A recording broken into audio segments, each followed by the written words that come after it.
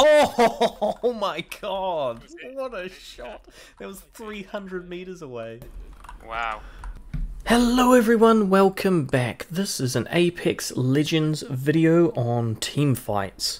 I've got 3 very good team fights that I want to show you, which illustrate some of the strategies and techniques about moving, rotations, cover, that sort of stuff. So a little bit less on the aiming and a little bit more on the tactics behind some of my thought processes. Hopefully you will learn a thing or two. I'm very excited to be making some more Apex content, and I've got a little bit more in the backlog for you guys. But let's get into the first team fight. So there's 3 squads left. We go to check the care package, and one of the teams is already over there. They take the gravity cannon back. We get a few shots off on them and then decide to head over to the bridge to go into the circle a bit more. Now we go underneath here because what we want is a little bit more cover and a little bit more safety since there's just 2 of us. I check my heartbeat sensor and let my teammates know that someone is right above. Drop my ulti down, you can see there's 2 of them. And we decide to get a few shots off on the side, miss everything, but that's okay. I laser the Wraith here and I don't finish her, and you'll see that this is going to be a recurring theme in this team fight.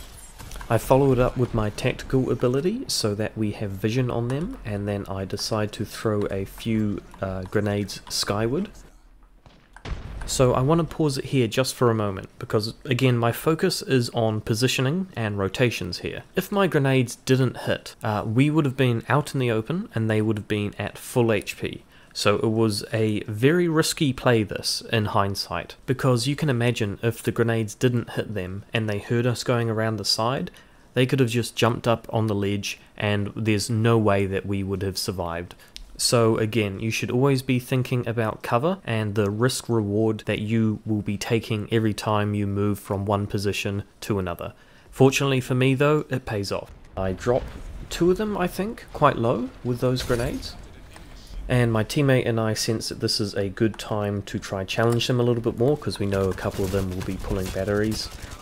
The Valkyrie drops and we manage to kill her. He finishes her in order to get the quick armor swap. My teammate and I are more than happy just to pick one of them off, go back to cover and heal. So you'll see that we're constantly playing behind cover here and in the safest possible areas that we could find, which is in this case under the bridge. So I'm still keeping this angle here behind the rock because I know roughly where they are. However, I start getting shot from behind, and with this I turn around, get some shots off. We're a little bit in the middle of the 2 teams, so we need to move. So I'm wanting to again head to cover. I head under the bridge after pulling a battery. The second to last team is eliminated. Now, I'm able to figure out that it is a 2v2 situation. We're under the bridge and they're somewhere above us. I dropped them both to no shields, but like I said earlier, I'm struggling to finish off the kills. But either way, my goal here is to either bait them down one by one or to try revive my teammate.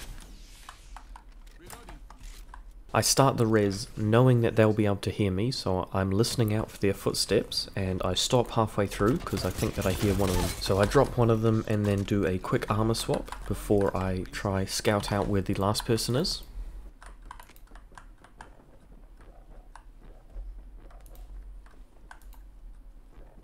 I get a little bit of damage off and I decide to go back, pull a shield cell while also pinging my teammate where to move. And he moves to that area which is just a little bit safer, a little bit more in cover, and then I go to pick him up. So when you're in this situation here where you might have an opportunity to revive your teammate, you have 2 options. You can either fight the 1v1 and risk losing, or you can try revive your teammate and risk getting jumped on and losing from there. So you have to take each situation individually. However, every time, if you're able to, you should try get that res off, because a 2v1 is much easier. You're basically almost guaranteed a win doing a 2v1 than you are a 1v1. So look for that res as much as possible because you're going to have a much easier fight on your hand if you can get that res off. Let's keep going. I'm checking my heartbeat monitor again. and I can see roughly where she is, and I know she's going to drop down either in the middle or to the left, and she drops down in the middle, and I manage to get a ton of damage off, and she barely scratches me. And of course with this I decide to push. I'm at a full advantage, you know, she's got no shields, low on health, and I'm basically full. I try finish her off, but I can't quite do it. I throw down a Q so that my teammate knows where she is, and I turn around to put a thermite on the portal in case she decides to double back. But that's not necessary, my teammate finishes her off, and that is an easy 2v3 victory. Fuck yes! So as usual with Seer, I am scouting out using my heartbeat sensor, and I figure out that they're all on this side of the map. I've got a triple take, so I am more than happy to do some ranged fighting here. And I'm not aiming for anyone in particular, I'm more or less just trying to get as much damage down as possible, try to get them to use all their health and shield items. And I'll let you know now that that Mirage skin just throws me off completely. Every time I see it, I think that it's a Seer because of the hat, but it turns out it's a Mirage skin, so you see me shooting the Mirage. I got bamboozled, okay? It happens to the best of us. Let's just move past it, okay?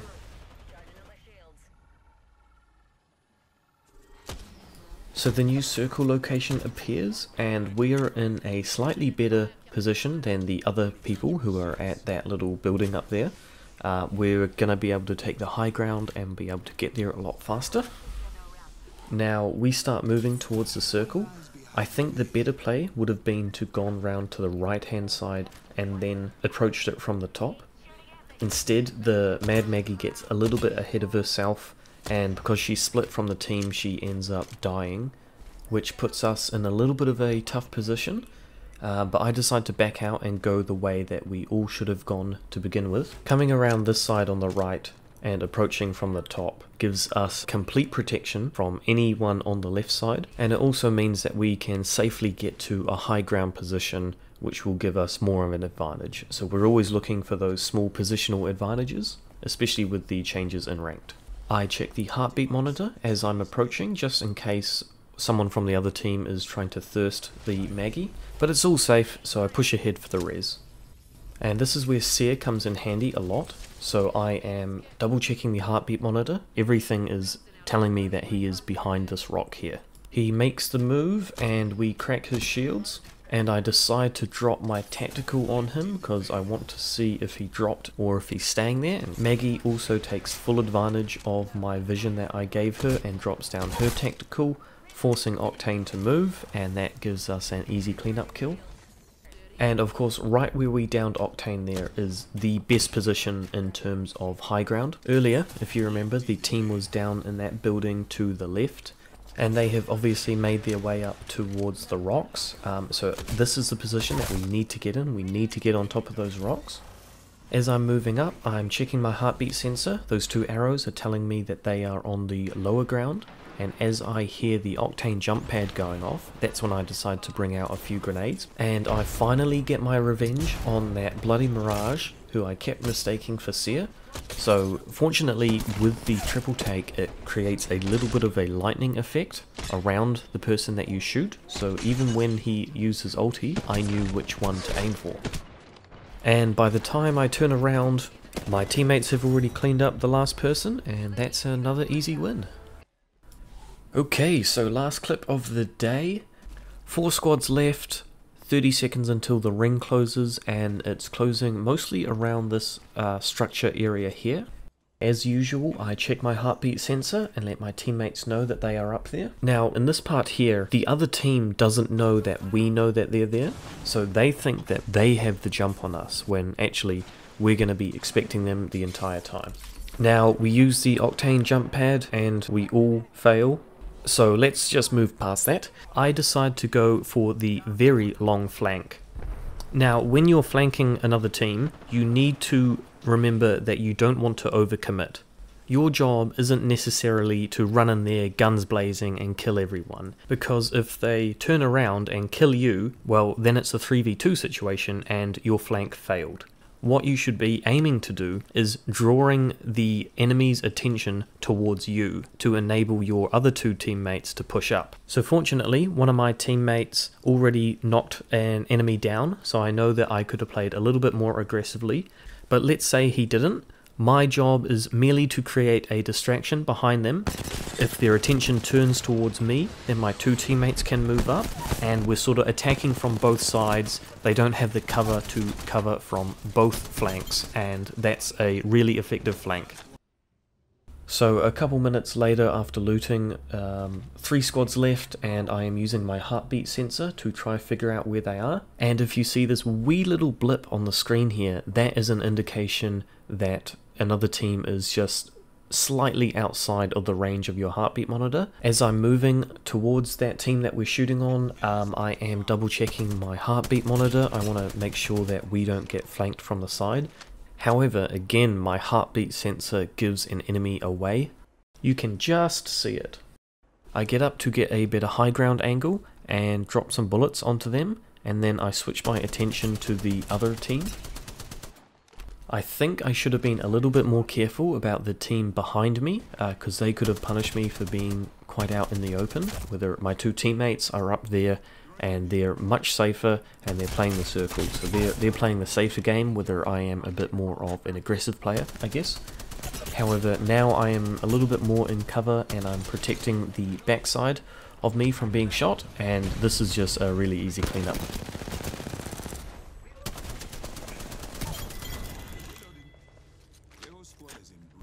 Now then, the opposing team do have the advantage up here. They've got a much better cover and they've got high ground, so we need to play this smart. I put my ultimate down near them, and the purpose for this is that it will help me push forward. So you see, as I'm moving up, I can actually see that they're quite far away from the wall. If they were very close or just by the corner, I know that they would easily be able to pop out. But I know that it's safe for me to move up. And I decide not to take the jump pad because that would just be an absolute death wish and it wouldn't put my ultimate to use. So instead I approach it from the side. I keep my crosshair on exactly where they are thanks to my ultimate's help, and then it's a simple cleanup from there. So that was all thanks to my ultimate. I knew exactly where to put my crosshair and exactly where they were moving to or where they were moving from, and with that it is one step closer to getting out of bronze. So of course with the new rank changes as well, it changes everything. It's much harder to get out of the lower levels, but eventually I'll make my way out of there no problem. Probably hopefully get to diamond once again, but until the meantime, I'll be seeing you in the Apex arena. See ya!